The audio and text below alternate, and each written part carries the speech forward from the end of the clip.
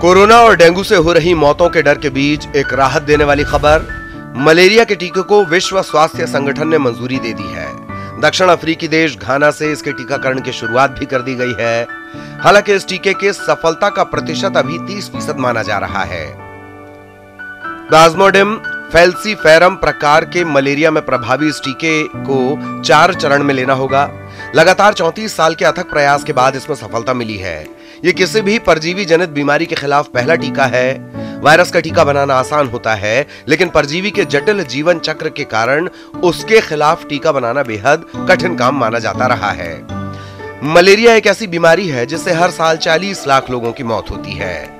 ये प्रोटोजोआ यानी कि परजीवी जनित बीमारी है और मलेरिया के करीब 100 से ज्यादा प्रकार के परजीवी सक्रिय हैं। मलेरिया परजीवी की लगातार बदलती प्रवृत्ति के कारण वैज्ञानिक भी इसका कोई प्रभावी टीका नहीं खोज पा रहे थे।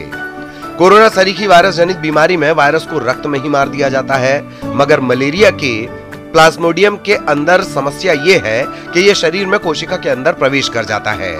शरीर में इसका प्रोटोजोआ 6 चक्र में अपना जीवन पूरा करता है। इस दौरान वो कुछ समय के लिए अदृश्य होकर कोशिका में छिप जाता है। इससे वैज्ञानिकों को इसका टीका बनाने में बड़ी परेशानी आ रही थी। साल 1987 से ब्रिटेन की GSK यानी GlaxoSmithKline इस पर काम कर रही थी। अब जाकर WHO ने इसे मान्यता दी है। RTS-S नाम के ये वैक्सीन बाजार में मॉस्क्यू रिस्क के नाम से मिलेगी। दक्षिण अफ्रीका के देश मालावी के तोमाली गांव में एक बच्चे को इसकी पहली खुराक देकर टीकाकरण की शुरुआत की गई है। यह टीका फैल्सीफेरम टाइप के मलेरिया पर प्रभावी बताया जा रहा है। मलेरिया का यह प्रकार सबसे अधिक दक्षिण अफ्रीका के नाइजीरिया, कांगो, मोजाम्बिक, तंजानिया आदि देशों में मिलता है। इस कारण टीकाकरण की शुरुआत यहीं से की गई। भारत में इसके जनवरी 2022 तक बाजार में आने की संभावना है।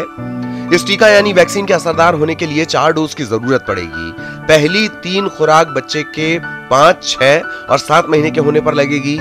आखिरी बूस्टर डोज 18 महीने के होने पर लगेगी। 2015 में किए गए ट्रायल से पता चला है कि यह वैक्सीन 10 में से 4 को बचाने में कामयाब रही। मलेरिया के मच्छर की खोज साल 1897 में British doctor sir Ronald Ross ने की थी। डॉक्टर रॉस द्वारा खोजे गए इस मादा मच्छर का नाम एनाफिलीज दिया गया। मलेरिया पर पहल गंभीर अध्ययन 1880 में फ्रांसीसी सैन्य चिकित्सक चार्ल्स लुई अल्फोंस लेवरेन ने किया। उन्होंने अल्जीरिया में काम करते हुए पहली बार लाल रक्त कोशिका के अंदर परजीवी को देखा था। मलेरिया के अब तक 5 प्रकार पाए जाते हैं। इनमें फैल्सीफेरम सबसे खतरनाक है। मलेरिया का वैक्सीन बनना अंधेरे में तीर चलाने जैसा है। वेब अखबार के लिए योगेंद्र जादौन की रिपोर्ट।